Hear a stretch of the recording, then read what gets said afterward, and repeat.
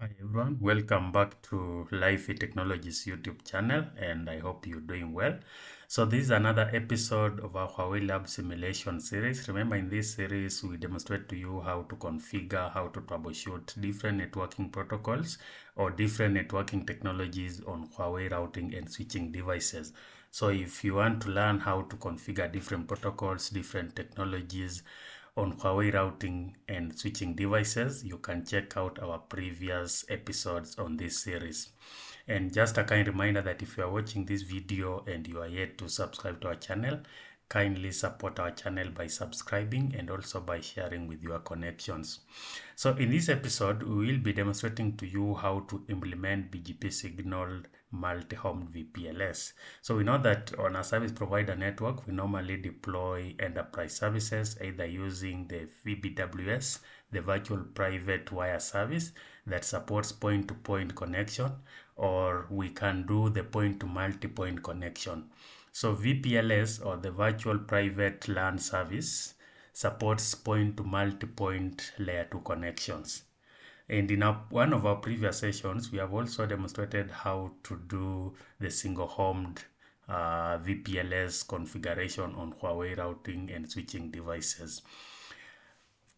So this is the topology that we are using. You can see that in this topology, we have our MPLS backbone, which consists of provider edge router 1, provider edge 2. We have two provider routers, P1 and P2, and we also have P3. So from this topology, you can see that C1 connects to, this is like site 1 for the customer, and it connects only to P1. And we have CE2. So CE2 is multi-home to two PEs. So it's connected to P1 and P2. And then we have C3 that is connecting to only P3. So in this kind of setup, you know that VPLS can support multi-homed layer 2 connections, but it cannot support active-active scenario. So we can only have one of these connections up for CE2 to send traffic to the other Cs. So this is what we are trying to simulate, and this is one of the biggest challenge with VPLS. You cannot have active connections when you are multi-home to different PEs. So with VPLS, we will be doing these configurations on these different nodes, P1, P2, P1, P2, and P3 forms our MPLS backbone, and then they are connecting to the customer edge router C1, C2, and C3. So you can see we've indicated the IP addresses. These are the point-to-point IP addresses that will be configured. So on C1, we'll be configuring 172.16.16.1/24. On C2, we will be configuring 172.16.16.2/24, and then on C3 we'll be assigning 172.16.16.3/24. We have the point-to-point IP addresses that will be configured between the different nodes in our MPLS backbone, like these ones. These are the point-to-point IP addresses assigned, and we also have the loopback IPs. Remember, the loopback IPs will be configured as the router ID for OSPF. So in this setup, we will be using OSPF as our IGP to ensure that we have connection between the different PEs and also the Ps. So once we've done that, of course, we also need to configure BGP peering sessions between our PE routers. In this setup, we don't have a route reflector. If we had a route reflector, we can only establish BGP peering session to the route reflector. So I will be doing another lab where we have a route reflector to do the route reflection between the different PEs so that we don't establish meshed BGP peering between the provider edge routers. So this is the topology. I hope it's clear to you. So for the configuration steps, we first need to do some basic configurations before we do the VPLS configurations of this topology. So we need to configure routing protocol on the backbone network to implement connectivity between devices. And we also need to enable basic MPLS functionalities. So we'll be configuring OSPF as our IGP and ensure that we have adjacencies established between the adjacent routers in this MPLS backbone. And we also need, remember, VPLS, this is an L2 VPN solution. So we need to configure MPLS and also MPLS LDP on our network to ensure that labels are assigned and they are also distributed across the different nodes. We need to establish LSPs. Remember, layer 2 networks or even L3 VPNs, we need to have LSPs. So LSP stands for label switch paths. So we need to have LSPs between the PEs. For example, P1 to P2 and P1 to P3, P2 to P3. We need label switched paths to be able to forward the traffic. We need to enable MPLS L2 VPN on the PEs. Remember, VPLS is a layer 2 VPN, so we need to activate this functionality. Once we've done that, we need to enable PEs to exchange VPLS information as BGP peers. So we'll be configuring BGP peering relationship between the PEs. And again, we need to create a VSI. So we need to create a VSI on each PE. We specify the BGP and the signaling protocol and specify the route distinguisher and the VPN targets. So for the route distinguisher, we'll be using type 2 route distinguishers. Type 1, that is type 1, where we are using the loopback IPs of the PEs. And then for the route targets, we need to specify both import and export VPN targets to control the route exchange between the PEs. So once we've done that, we need to configure VPLS multi-homing on the PEs. On the PEs, we also need to bind the SC, the attachment circuits on the different CEs, and then we will finish by configuring the CEs and perform verification on the PEs. So the first step,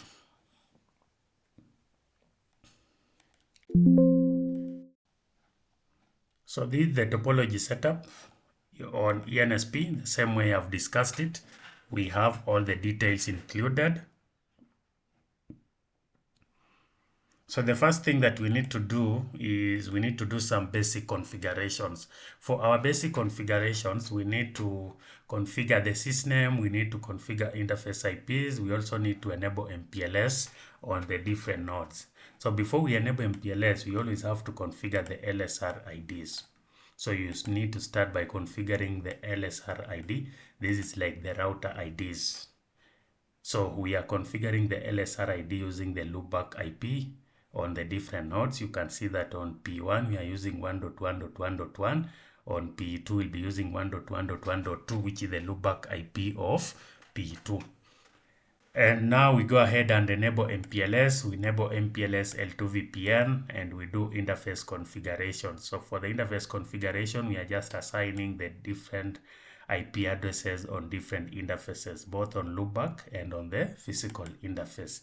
So on the physical interface, we also could go ahead and enable MPLS on the interfaces. So you need to enable MPLS and MPLS LDP in our MPLS backbone network. So I will start by configuring P1. So we'll be configuring this step by step. So to start with P1, I will copy the configs, go to P1. I need to be in the system view, and then I will paste the configurations. So I need to do a commit so that the candidate configurations can take effect. So once I've done the configuration on P1, I'll go ahead and do the configurations on P2. So for P2, we'll do the same: sysname, MPLS, LSR ID, activate MPLS, and also do interface configurations.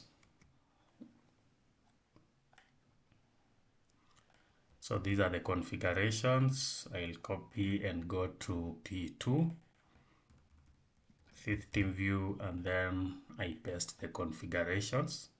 So these are just basic configurations.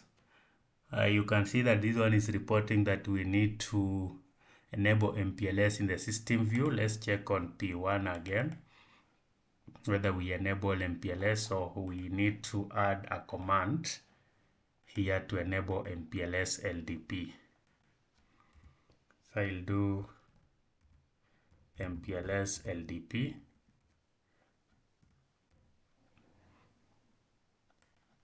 These ones should be on all the routers before you can activate MPLS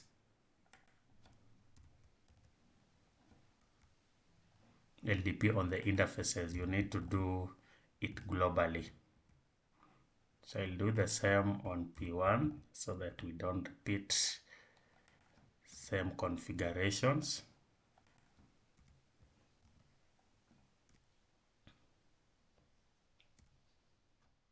So once you've done that, I'll just reconfigure our P1 also, the interface parameters. So I'll go to P1. On our P1, I'll paste again.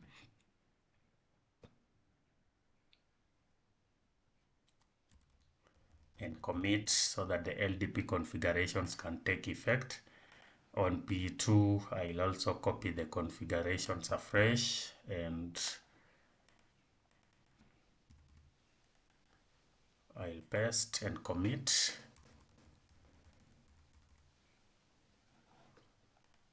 Then we can do the configurations on P3.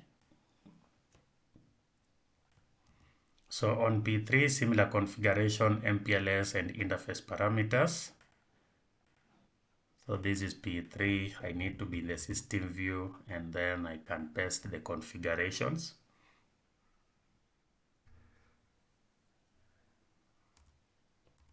I'll commit. We need to do similar configurations on P1. So log into P1 and do terminal monitor. This is a normal R router. A system view and then I'll paste.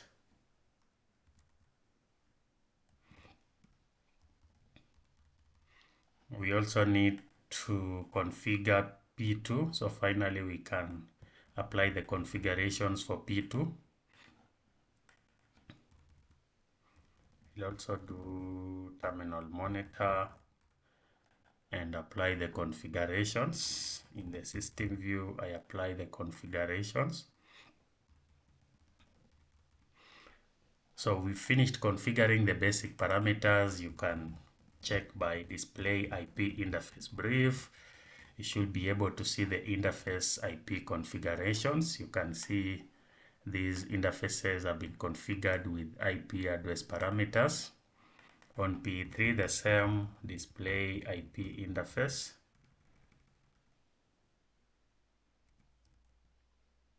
Display IP interface brief.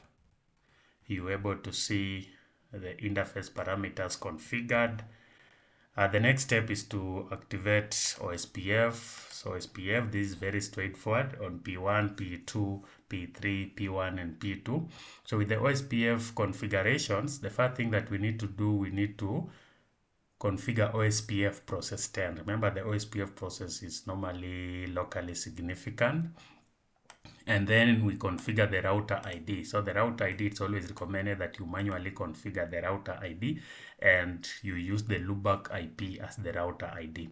So on P1, we are using 1.1.1, same to P2, we are using 1.1.1.2, which is the loopback IP.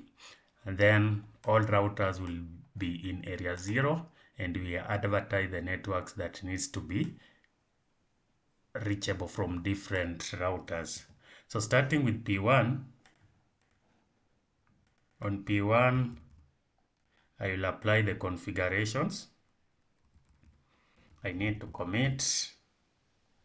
If you display current configuration OSPF, you should be able to see these are the OSPF configuration that we've applied on this router. I'll go ahead and do similar configuration on P2. Once we finish the configuration, we'll do the verifications.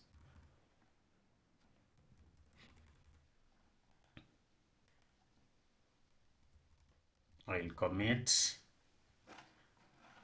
Then we'll do the configuration on P3. So this is P3. I apply the OSPF configurations. So we are only advertising the networks that are in our MPLS backbone. And then we need to go ahead and do the configurations for P1. So P1,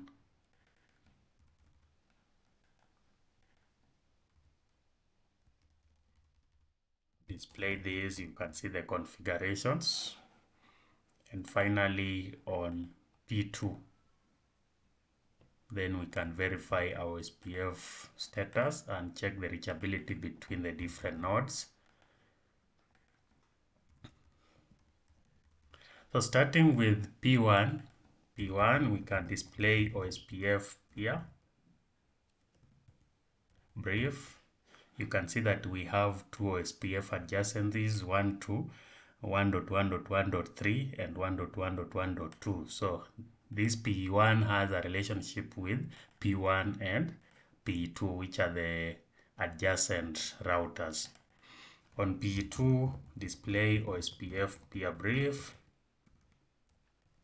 You can see that we have peer relationship with P1 and also P2.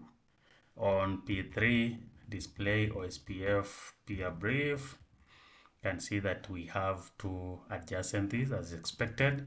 You can display IP routing table. You expect to get some OSPF routes. IP routing table, you see that we are getting some OSPF routes. You can try to ping the loopback IP of this one. So I need to change the sysname to P03 for it to be clear. So if I display IP routing table again, you can see that we have these routes. I'll try to ping the loopback IP of P1. We are able to ping it, so there is connectivity. We should also be able to ping the loopback IP of P2. Remember, we'll be establishing BGP peering session between the two, so we need to have that reachability between the PEs. On P2, we can do the same. Display IP routing table. You can see that we have the loopback IPs coming in. Can be able to ping this one also. The sysname should be P02. Commit. I can be able to ping 1.1.1, which is P1, and 1.1.5, which is P3. We can check the OSPF LSDB. You see we have different LSA types, router LSA, network LSA for area 0. So this one confirms that we have connectivity between the different nodes in our MPLS backbone, which is okay. Now we can go ahead and do further configurations. So on the next slide, we need to configure BGP on the PE. So we are configuring BGP peering sessions between the different PEs. Remember, this scenario, we don't have a route reflector, so we need to have meshed BGP peering session between the different nodes. We'll have a BGP peering session from P1 to P2 and P3. P2 will have a BGP peering session from P2 to P1 and P3, and P3 will also have a meshed BGP peering session from P3 to P1 and P2. So we expect two peering sessions on each PE. So for the BGP configurations, first we are using S number 100, and then we are also configuring the router ID based on the loopback IP. This one should be .1.2. So starting with P1, we configure BGP process AS number, it's 100, router ID is configured based on the loopback IP. Then we are configuring two peering sessions towards the other PE, P2 and P3. The connect interface is specified to be the loopback IP. We configure the IPv4 family unicast, and now we are configuring the L2 VPN AD family so that these two nodes can be able to exchange the routes. And you can also see that we are configuring signaling to be VPLS. and we are also enabling multi-homing, and then we specify the two peers 1.1.1.2 which is PE2 and 1.1.1.5 which is PE3. So similar configurations have been done on P2 and P3. So we'll start by configuring the P1 and then we will verify the BGP status. I'll start with P1. So on P1, we will create the BGP configurations.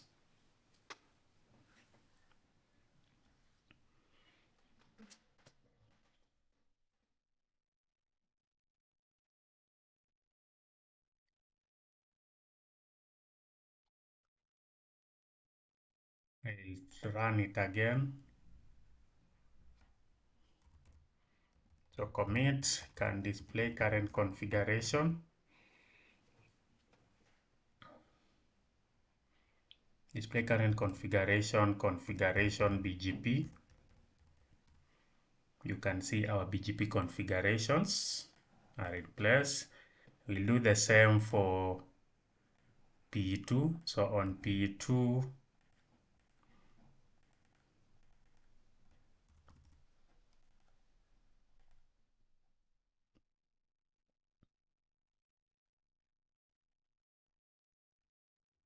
then I'll commit. We can verify the configurations. Display current configuration, configuration BGP. So you see that we have the necessary configurations in place. In our L2 VPN AD family, we've specified the signaling to be VPLS. We've specified multi-homing. And on P3, finally, we also need to apply the BGP configurations. We need to establish BGP peering sessions towards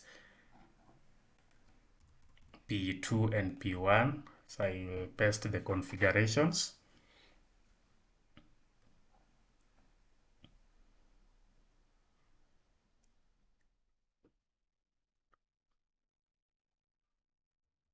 And paste again just to ensure that everything takes effect. And commit. So we finished our BGP configurations. We can move to the next stage of verifying that we have BGP peering sessions between the different PEs.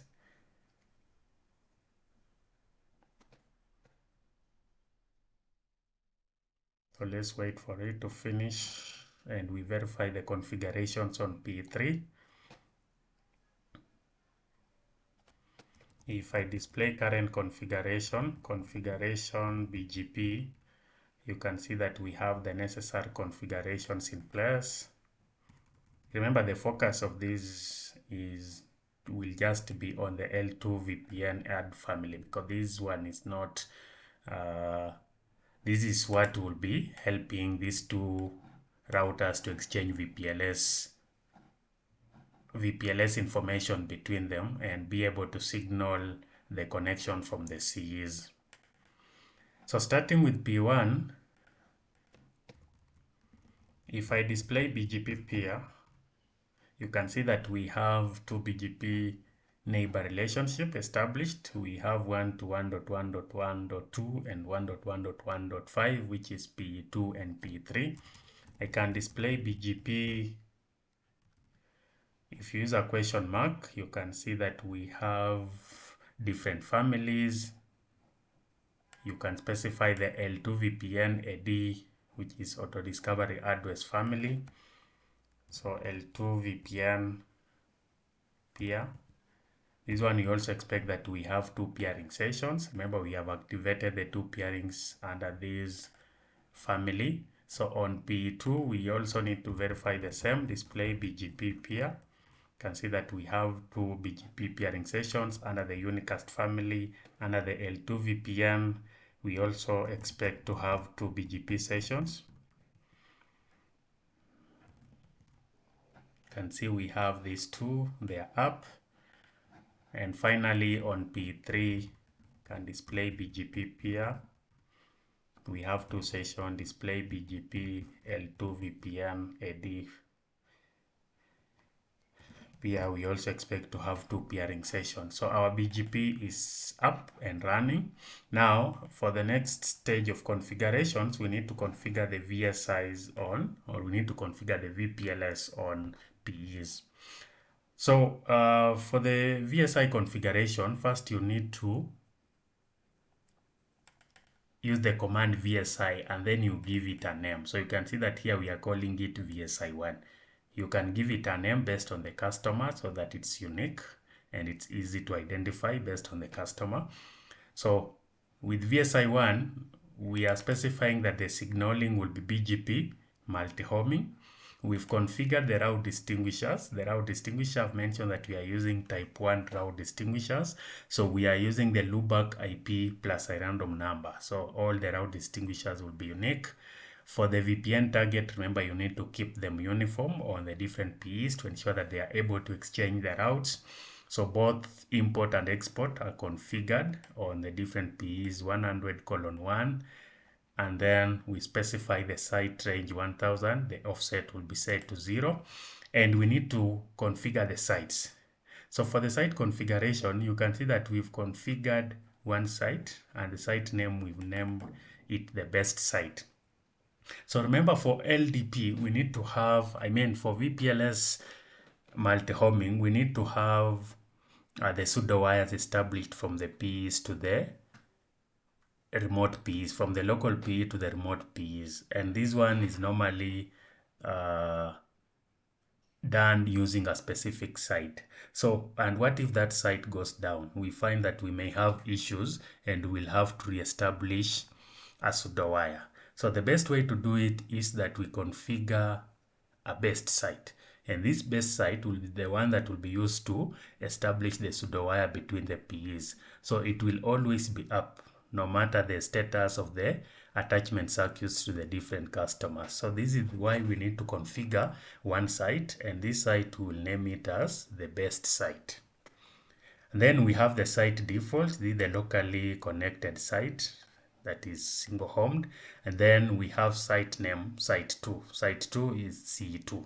So for site 2, we are giving it site ID 20. You can see that even on P2, we'll also give it the same site ID, because remember, these are multi-homed site. So we are giving it a same site ID on the PEs.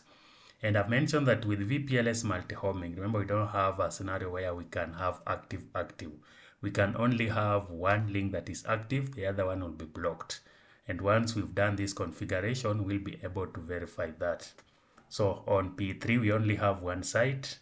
So we still need to configure the best site that will be used to establish the pseudo wire towards P2 and P1. And then we have the default site, and we've given it a site ID of 30.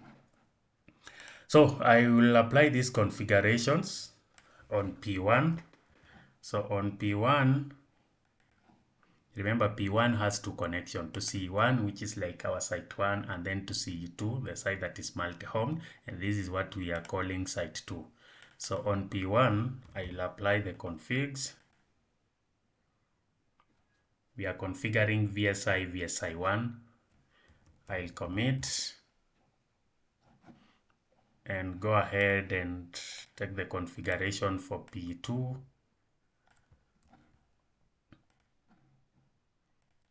So on P2, I will also apply the VSI configurations. This is it, commit. And then on P3, we also need to do the same. So I'll copy the configurations for P3.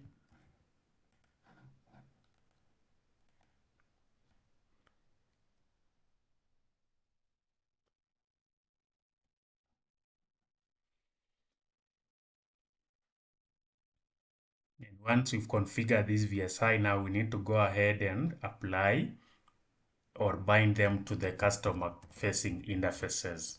So on P1, if I were to display VSI1,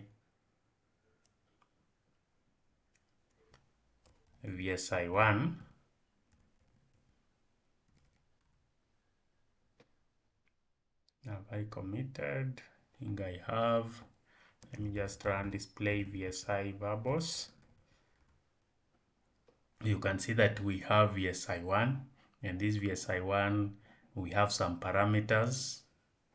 VSI index, it's 1. Pseudo-wire signaling, it's sent to BGP multi-homing as we've configured. We have other parameters like MTU encapsulation type is set to VLAN. We have other parameters, the BGP route distinguisher, the import and export VPN targets, and then the label, the local label block that has been set. You can see the create time. The VSI state is still down because we haven't added any customer connections. On P2, we can also verify the same, display VSI verbose. So with this command, you can also see that the signaling is set to BGP multi-homing, the MTU encapsulation type, and the VSI state is also down. On P3, display VSI verbose. You can see the same information. The pseudo-wire signaling is set to BGP multi-homing. Encapsulation type is VLAN. You can see that we've configured it to ignore the AC state, the BGP route distinguisher, the import VPN target, and the export VPN target.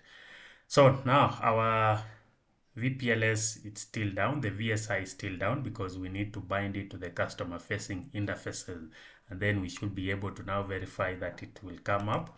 So the next stage of configuration is to configure the customer facing interfaces on the PEs. So on these PEs, you can see that the first interface on P1 is facing C1. So 100 is the interface facing C1. So on this interface, we just configure VLAN.eq. The VLAN that we are using is VLAN 100, and then L2 binding VSI1. That is okay for that. On the second interface, remember this is our site 2, and we need to also, this is the multi-homed site. So we need to specify these parameters, VSI1 multi-homing site, and it's site 2. Remember we've configured site 2 and we've given it a site ID of 20. On P2 we do the same. We only have one site, so, and that site is also multi-homed, so we can configure L2 binding VSI1 multi-homed site 2, that will be okay. On P3 we also have just one site, so we just need to bind the VSI on that sub interface that is facing the customer. So I will start with P1. On P1 I'll paste and commit. Go ahead and configure P2.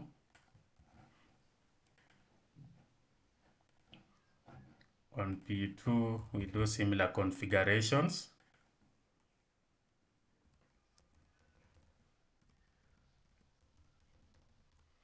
And finally, on P3,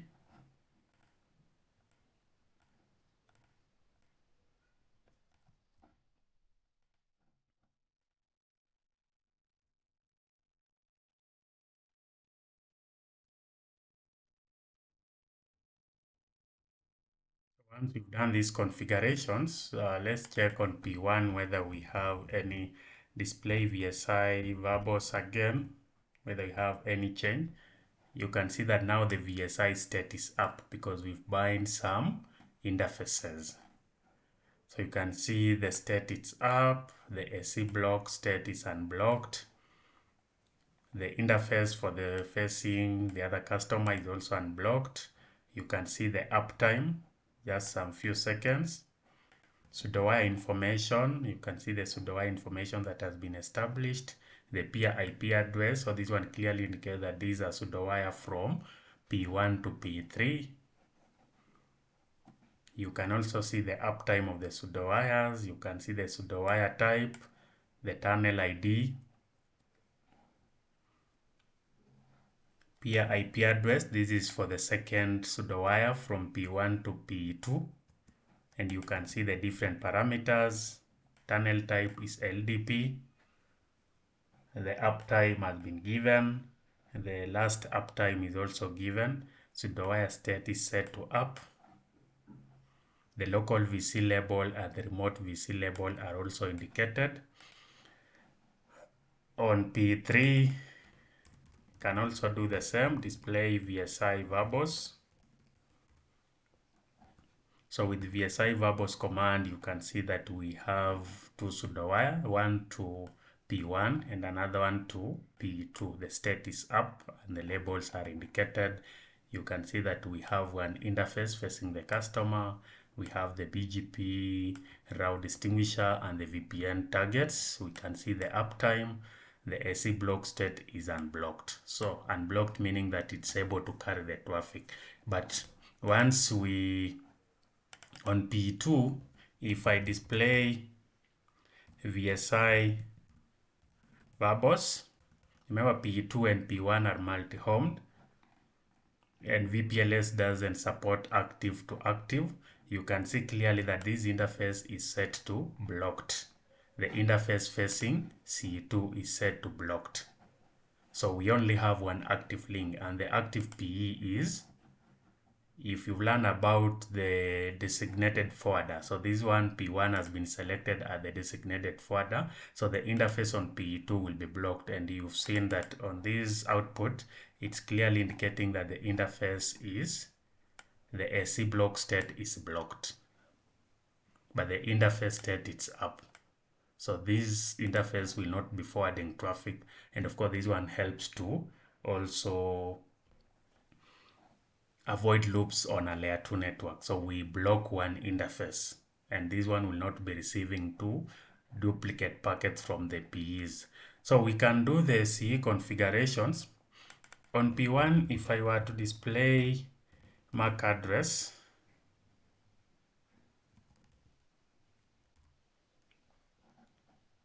I see that we don't have any information. So let me configure C1, C2, and C3.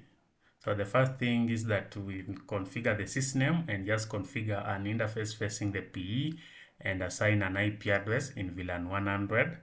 So I will configure C1. So system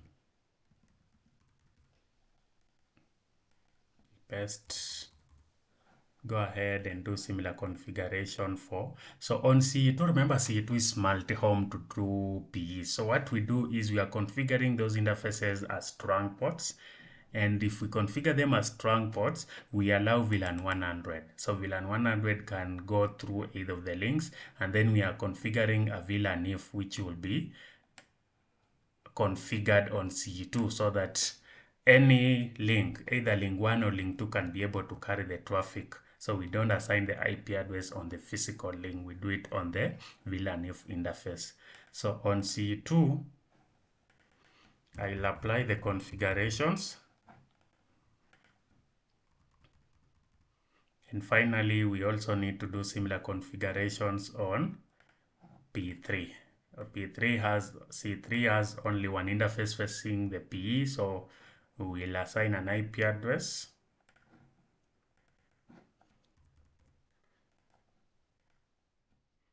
So this is it. We've configured the necessary parameters.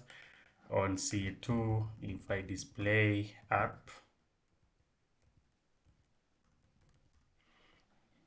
you can see that we only have the locally configured interface. Now, to test the connectivity, we've said that this interface is the active interface, this is the backup. So if I do packet capture on these two interfaces, this is the first interface on P1 and this interface on P2, and then I will initiate a ping command. The second one, the interface on P2, and I'll filter ICMP. I will also filter ICMP on this one.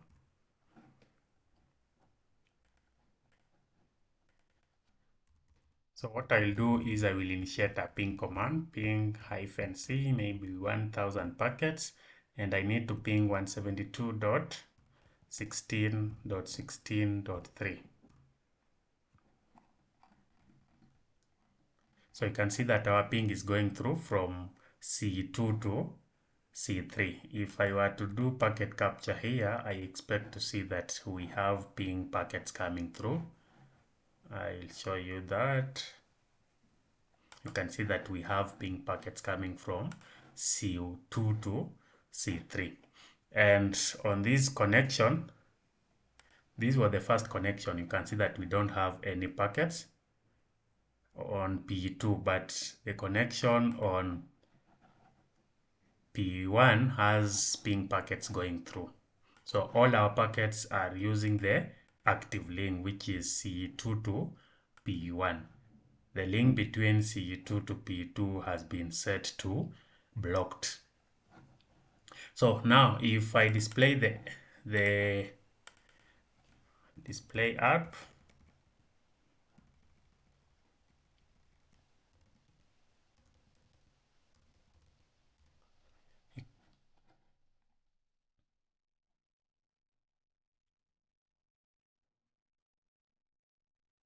I display MAC address table,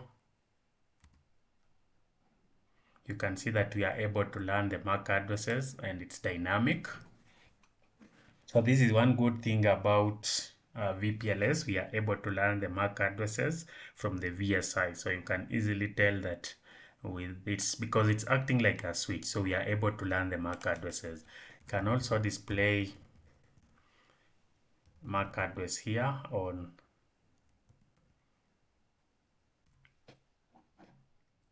P3, and we should be able to get the MAC address information that have been learned on this P3. Remember, it's like one big switch that is sitting between the different CEs on this network setup.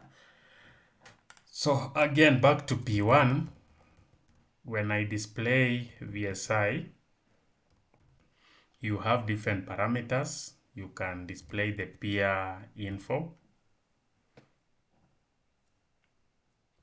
You can check, for example, BGP auto discovery.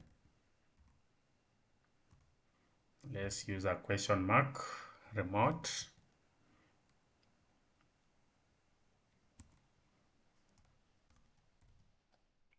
You need to specify the VPLS ID. I'll not do that. I can, if I display the VSI verbose again, you can see that you can have different parameters. I'll just display it. To our connections, you see it's unblocked on P2 again. If I display VSI verbose, you saw this interface is blocked. So what we can do is we can shut down this interface facing C2 and force the traffic now to unblock this link that is on P2. So one other thing that we can also check, if I display VPLS connection, you can see that these are the connections that we have on this P1. On P2, display VPLS connection. You also have two connections, site ID 300 and site ID 100.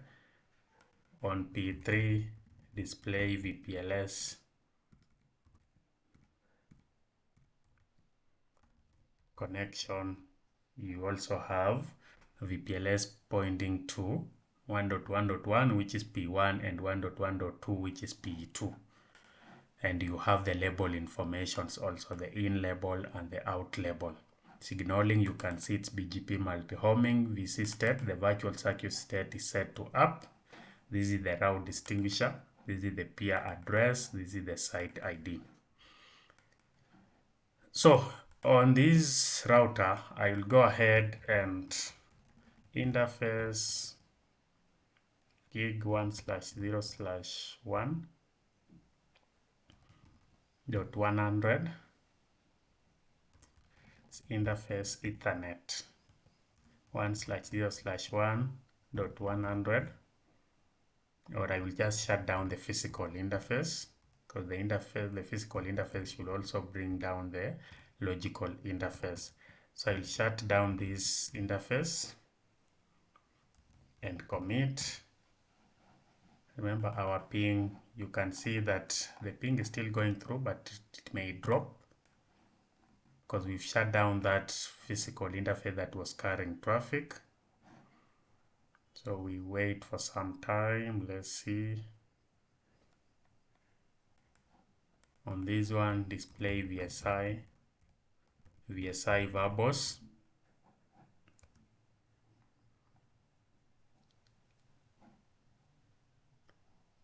You see that now the SE, the one facing 100, it's now blocked.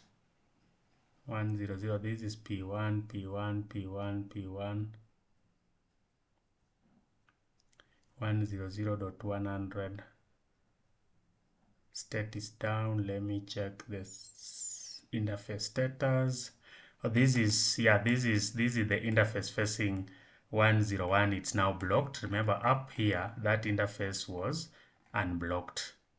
This was the interface. It was unblocked, but now we have shut it, so it's now blocked, and the traffic has now switched to PE2. So PE2 display VSI verbose. So remember, this was the interface that was blocked. It's now unblocked and it's now carrying traffic. So this one verifies that with the VPLS, we can only have one attachment circuit that is up. The other attachment circuit, it's always blocked by the PE that has been selected, that has not been selected as the designated forwarder, the DF. So our ping should be going through. Let's see. Yes, you see that we had some drops, but the traffic has normalized and it's now going through the other link. If we check our packet capture, you can see that now we have packets captured on the other link because the other interface has been shut down. And this one confirms that we are okay. Our VPLS is working fine, and we verify that VPLS works in active standby mode and not active. So the configurations have been very straightforward. The first thing that you need to do is you need to do some basic configurations on the PE. You need to configure the MPLS LSRID. You need to activate MPLS and also MPLS LDP and MPLS L2 VPN. You configure the interface parameters on the different interfaces, and then we are using OSPF as our IGP. So you need to activate OSPF and verify that the peering sessions are up. You can also use ISIS or any other IGP protocols just to ensure that you achieve connectivity between the different nodes. On the PEs, we need to configure BGP peering sessions. So we have BGP peering session, meshed BGP peering session established between PEs. So we have 2 sessions on each PE in such kind of setup. If you have an RR, then we'll have a much efficient network where we only establish BGP peering session to the route reflector. Once you've done the BGP configurations, you need to configure the VSIs on the PEs. You need to ensure that you have the best site, which will ensure that the pseudo wire, the PW that is established between the PEs, will not go down if we have any attachment circuit going down facing the customers. So you need to also configure the route distinguisher using any either type 0, type 1 or type 2. In this case, we have used type 1. And you also need to configure the route targets to control the route import between the PEs. Once you've done that, you go ahead and configure the interface facing CEs on PEs. So at this level, we are now binding the VSI to the interface facing the customer. And finally, you do the configurations on the CEs, and you can now do the final verification and try to do a switch over to confirm that your VSI is working okay, your VPLS can be able to carry traffic. We have one active and one that is standby based on the status of this VSI. You can see that one is unblocked, another one is blocked. So on P1, when we started on P1, this interface was unblocked. This one, on PE2, the interface facing C2 was blocked. So once we shut down this interface, we are able to switch the status from the interface facing CE2 will be blocked on P1, and the interface facing CE2 on P2 will now become active, and it should be able to carry traffic from CE2 towards any other CEs. And then you are also able to verify that you are able to learn the MAC addresses.